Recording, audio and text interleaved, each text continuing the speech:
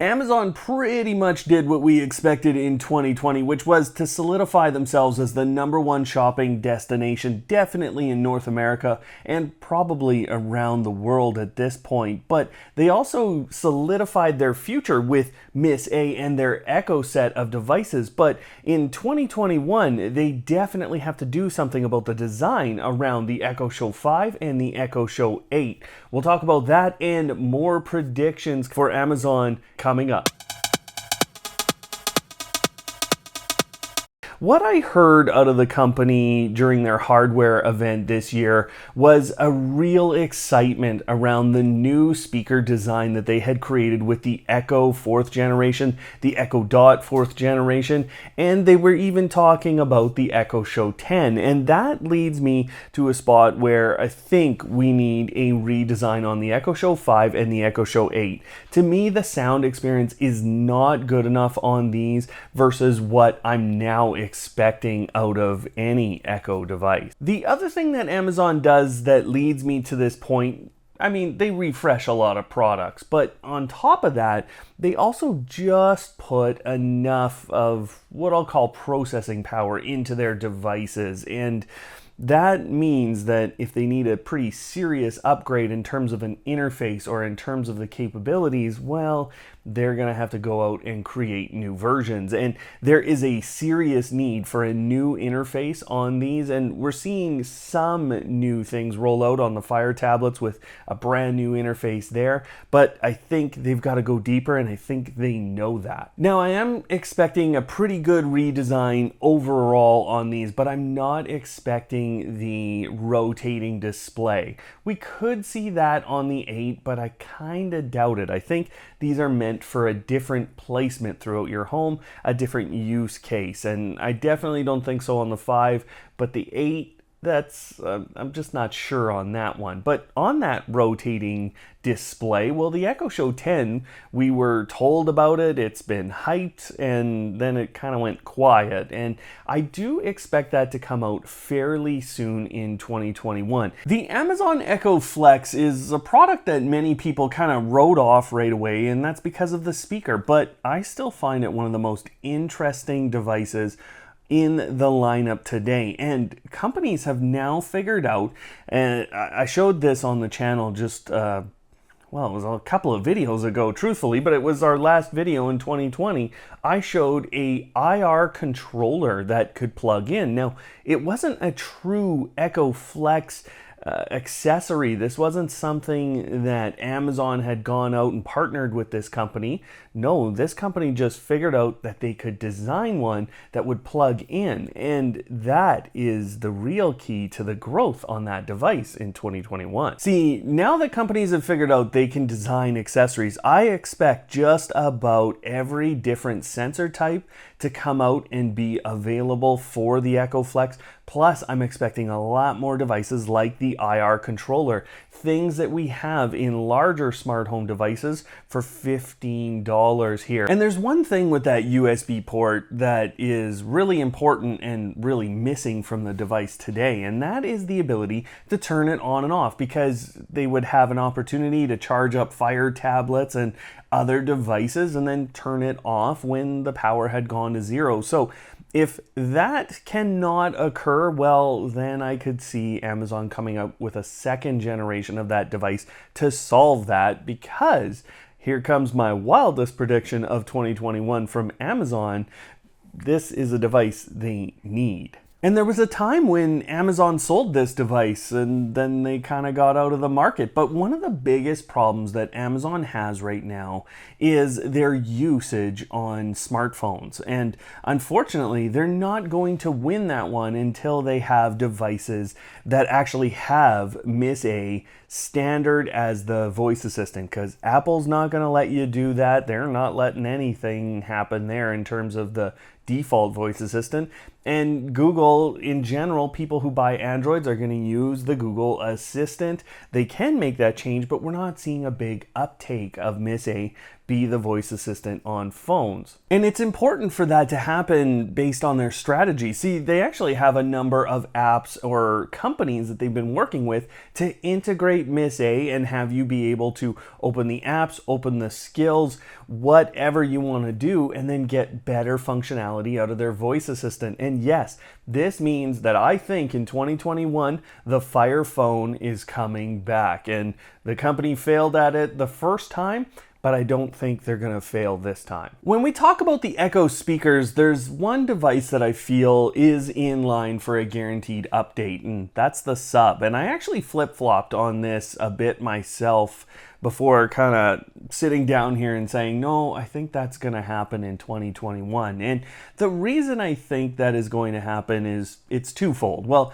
number one, if you're creating a true home theater setup, I don't think it's good enough to just have two Echoes there. As good as the sound production is, I think for most people, they're going to want a Sub and they're going to want to be able to expand. So I do think the Sub is going to get an upgrade, and I do think that we're going to get the option for more speakers to come into a Fire TV home theater setup. Now, on top of that, there's a whole other device class that I think Amazon's going to create for this. As I went around CES 2020 and as I went through my year in 2020, I've continue to run into manufacturers that say we are partnering very heavily with the Amazon teams on the Echo space and the Fire TV space and Miss A as well. And this is a deeper level of partnering than just creating a device for that ecosystem, but this is what Amazon does in so many cases. So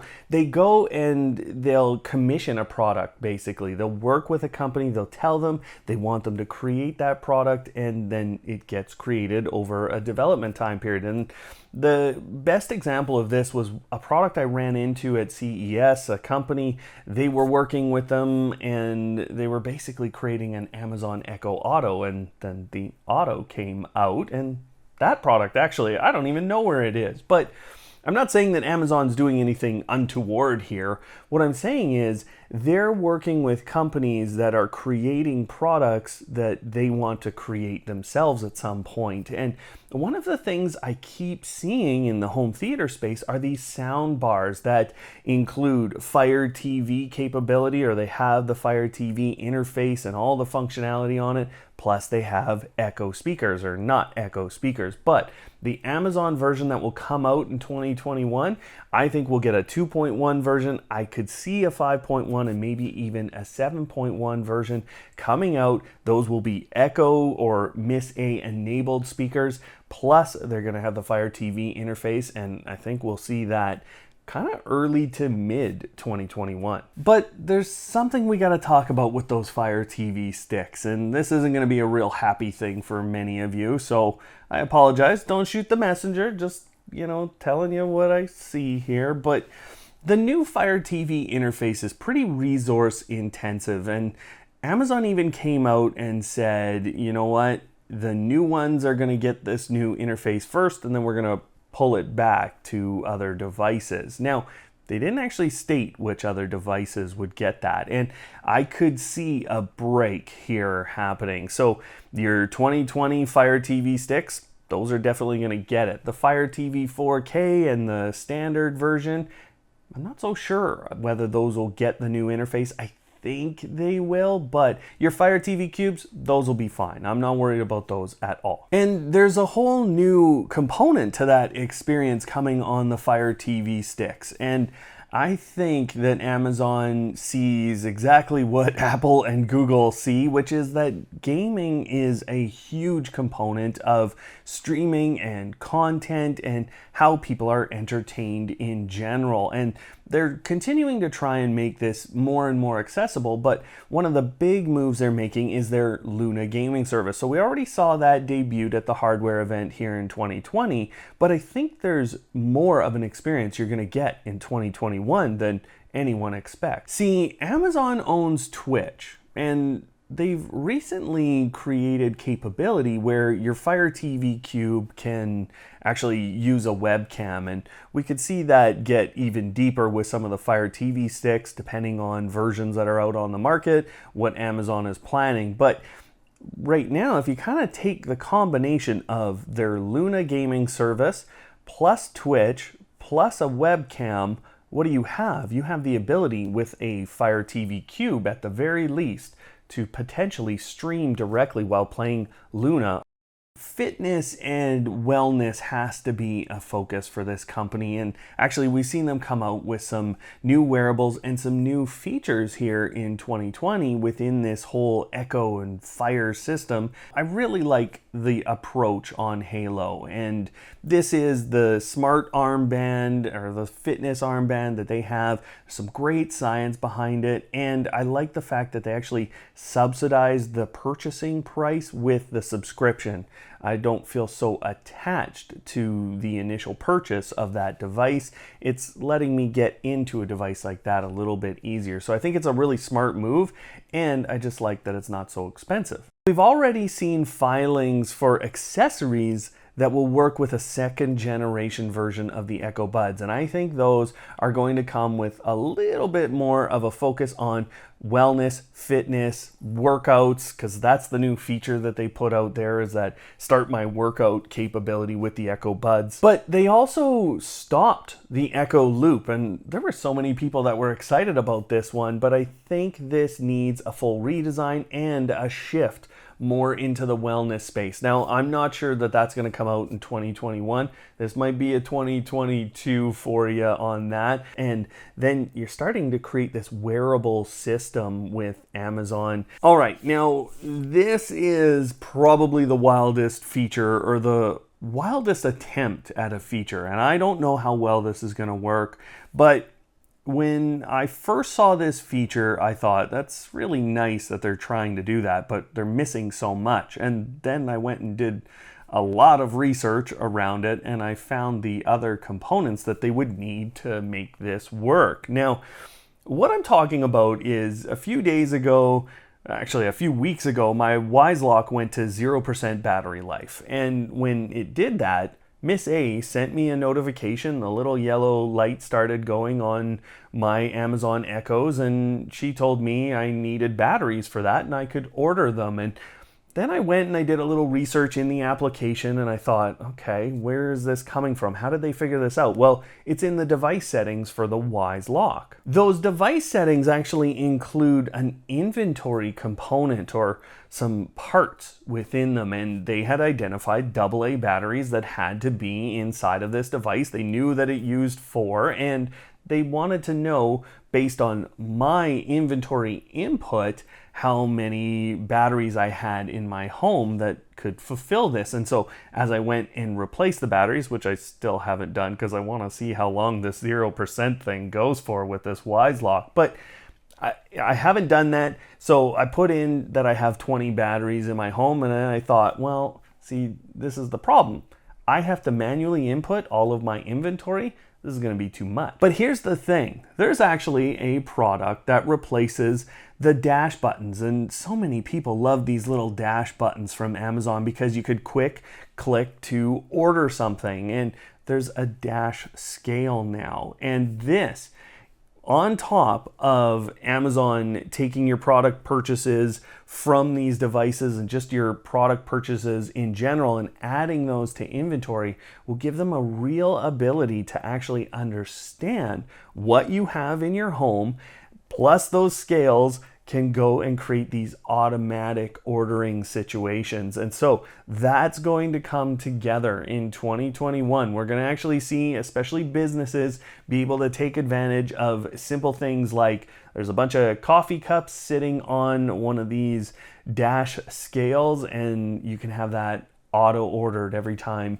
the inventory is getting low. But we have to talk about some of the partnerships, or even some of the companies that Amazon bought. And they did these things sometimes 2 and 3 years ago, or they put these partnerships together that long ago, and you know what? They're finally coming to fruition in 2021. Now, Ring is probably the best example of a company they bought in order to get a foothold in a market, and that's really the security space and the overall smart home market with things like cameras. But one of the really important parts of Ring is that they've been able to stretch in terms of the types of devices that they create. And we saw the drone that they're putting out here in 2021.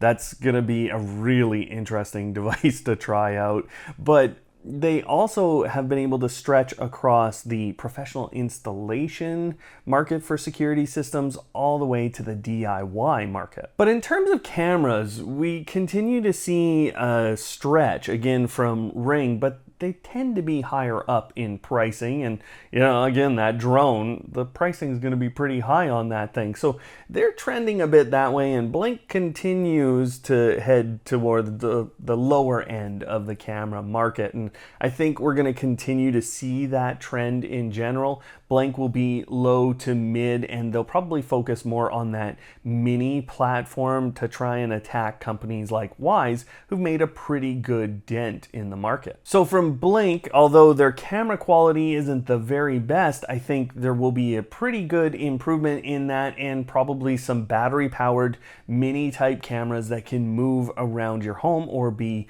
kind of attached anywhere in your home. And I expect that to be between that $20 to $40 US range in 2021. But Ring is missing quite a bit. And that's funny to say because it feels like Ring has so many products.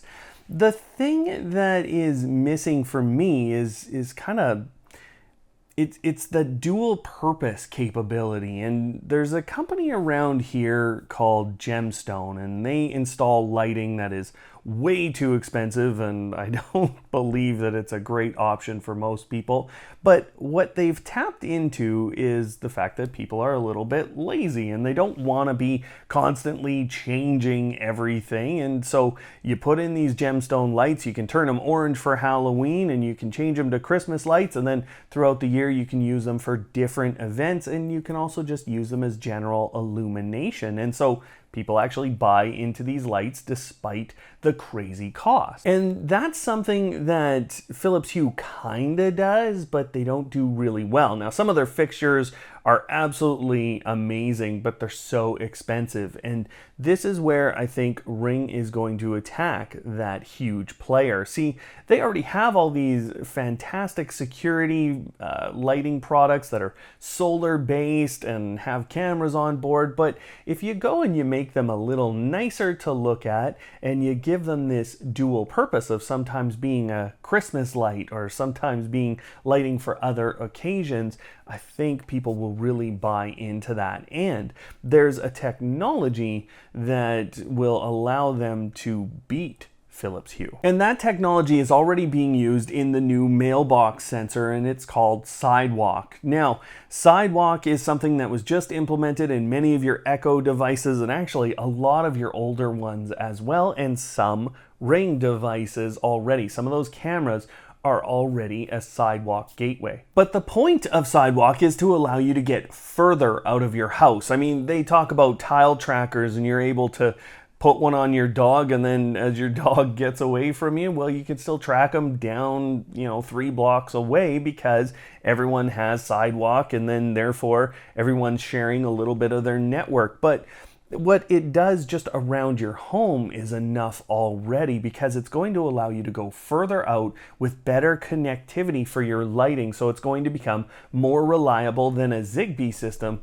like Philips Hue. Now, I can't talk to you about specifically where I got this information, but suffice it to say that just a few months ago, Sidewalk was not completely finalized as a technology. Now, Sidewalk includes a couple of things within it. It actually uses some standards that we're normally used to within it, and that means that, it's got this great basis, but it's still a proprietary thing that Amazon had to finalize some bits on. Now, one of those technologies is called LoRa, and LoRa is kind of the dark horse in terms of protocols in the smart home space. It's actually much more used in cities, and that's because it has this really long range. But there's one company in the residential space that I think is a target for a purchase, and I'm actually thinking this might already be in the works too. So this company is called Yolink, and they have created a whole lineup of LoRa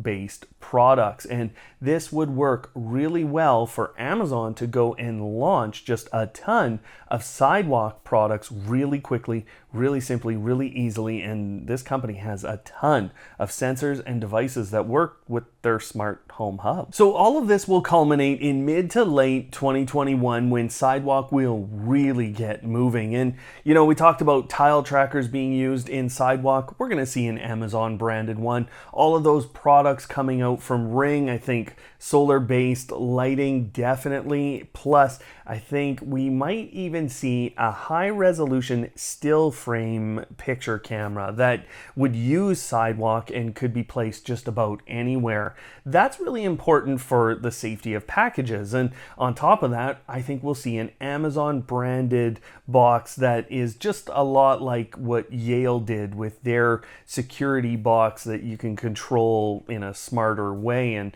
that would go in line with Amazon Key as well. Then you add in all those sensors or devices from a company like Yolink, or even Amazon creates their own set of Sidewalk enabled sensors and devices, and I think you have an incredible expansion in 2021 from Amazon. And I don't know how anyone else could keep up. But it's not just about products, and Amazon does realize that they need to provide a lot of features. And so there are some new features coming, but a lot of this is focused around their voice assistant. And again, in their hardware event this year, I got to sit in on a discussion with some of their leadership, and that was an amazing discussion to be in because I heard how much excitement there was around Miss A, their voice assistant, and how far they were going to bring that with the new Echo devices and with some of their new chip hardware. The point of all of this is to move from you designing everything or you having to come up with everything that will automate your life to a more predictive approach. And the big companies in the space are heading this way, but I would say Amazon is heading as fast as they can to this space. And the first thing you're going to see is much more focus on hunches. And if you don't know what hunches are, well, they are basically a prediction by Amazon and their algorithms, and really through Miss A, that you want to do something. And so they'll actually tell you or suggest to you, hey, you could enable these things because you do them all the time. We're going to see a much bigger focus on that ties in with another feature. And that is the new energy dashboard. And this is a real big push from Amazon to become more green or more environmentally friendly. And I think they know they have to do this. They have to work on this image, and they're already implementing this. We've actually heard on the channel here from a few users now that have said, hey, I got this weird thing going on with my new Echo speakers. What's going on? And it's the implementation of a low power mode with all of your Echo devices. And that in combination with this predictive nature is going to address a lot of energy usage in the system. So inside those Amazon Echoes that you have bought, or even the Echo Dot, you have a brand new piece of hardware in there. And that piece of hardware is intended to make Miss A understand you better. It's intended to make it faster. It's a dedicated local processing chip. And you just heard the thing that you're going to experience with those new devices. We're going to see the processing power of that improve. So regular commands that you make with Miss A will be quicker. And I think this is even going to lean into a bit of local smart home control. So all of this comes together. You think about Sidewalk and its ability to do local control and still get signals in and out to devices and back into your Echo devices. Plus, you think about hunches and the predictive nature of creating routines and things that will run automatically in your home. Plus, this extra processing power coming into the new Echo devices gives us the opportunity for an incredibly fast local control smart home system from Amazon in 2021. Now, as you buy into one of these platforms or you start using these products, the other thing you have to know is that sometimes another manufacturer does a better thing. And I created one of these prediction videos for Google in 2021, and they're headed in a totally different direction that would support your life in a different way. So go check out our 2021 predictions on Google. Otherwise, guys, thanks for watching today. And of course, don't hate, automate.